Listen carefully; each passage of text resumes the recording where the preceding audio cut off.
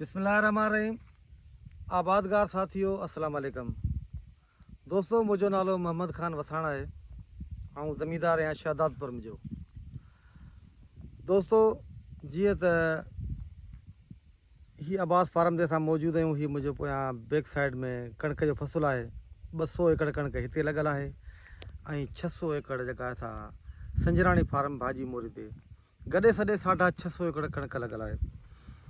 अच्छा दोस्तों, काफ़ी वक़्त खां वठी गुज़िरियल को 10-15 साल खां वठी माइक्रो न्यूट्रंस जेके आहिनि उन्हनि जो वॾो यूज़र रहियो आहियां ऐं उन्हनि खे न फ़क़ति कंपनी वारनि जूं ॻाल्हियूं ॿुधंदो आहियां, पर अमल उन ॻाल्हि ते कंदो आहियां जेका या मुंहिंजे प्रैक्टिकल मां गुज़रंदी आहे, त उन शइ खे बि फॉलो कंदो आहियां। अच्छा, हीअ कणिक तव्हां ॾिसो, जेको फसल तव्हांखे नज़र ईंदो त हिन में मूं सोना सिंगार जेको आहे उन जी हिकु थैली इस्तेमालु कई आहे। सोना सिंगार ओपल ग्रुप वारनि जो हिकिड़ो ज़िंक आहे, जंहिंमें ज़िंक खां सवाइ ॿियूं बि कुझु रेसिपीज़ आहिनि जेके कणिक खे बिल्कुलु झाड़ हणाइनि थियूं। ऐं साॻी शइ जेको आहे सो मूं काटन में बि अप्लाई कई ऐं अलहमदिल्ला बम्पर पैदावार मुंहिंजी आई।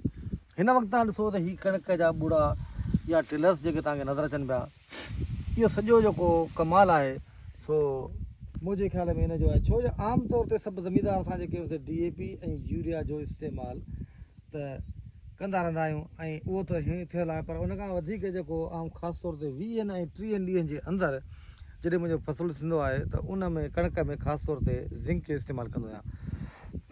त अच्छा, हिन में माफ़ु कजो, ज़िंक जी थैली त असां इस्तेमालु करे हेॾे हफ़्तो खनि थी वियो आहे, पर मूं सोचियो त छा हिन शइ जी पैदावार वधाइण लाइ मूंखे छा करणु घुरिजे। कणिक मां जेकॾहिं वधीक पैदावार खणा त पोइ उन जे लाइ मूं सोचियो त ज़िंक जेको हिननि जो सोना सिंगार ज़िंक आहे, हीअ पियो आहे त हिन खे वधाइजे, ऐं हीअ जेके आहे सो घटि में घटि 2 थैलियूं फी एकड़ ते इस्तेमालु कजनि।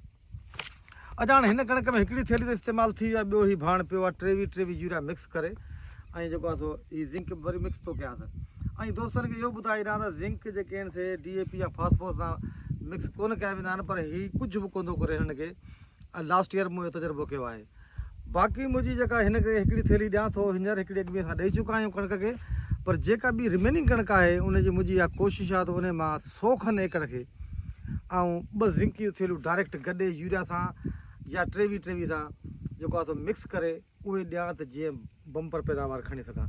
छो जो गुज़िरियल साल काटन में या कणिक में जिथे बि जेको आहे सो असां हीअ इस्तेमालु कयो आहे, गुज़िरियल साल न पर गुज़िरियल 4 साल खां, त उते पैदावार वधीक पई अचे। ऐं हिन साल मूं ही 650 थैलियूं वठी छॾियूं आहिनि।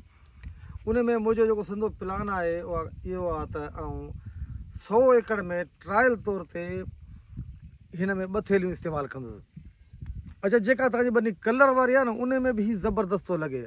ऐं मूं त इहो सोचियो आहे त जिथे बि कलर आहे, जीअं मुंहिंजा हिकिड़ा 6 एकड़ कलर जा हुआ, त उन्हनि में असां DAP जो यूज़ कोन कयो आहे। उते डायरेक्ट ही 4 थैलियूं तरे में ॾेई उन खां पोइ असां कणिक छटी आहे ऐं उहो बि कणिक बहितरीनु थी आहे।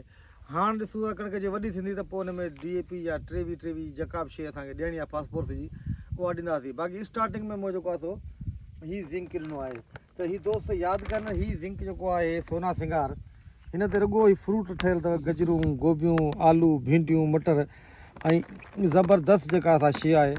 ऐं जेको बि ॾींदो उहो यादि कंदो त हीअ वाक़ई का शइ आहे। ऐं हीअ चिलीटेड ज़िंक आहे ऐं इंशाअल्लाह ताला जेको आहे सो इन जे ॾियण सां असांजे फसल में फ़ाइदो पवंदो।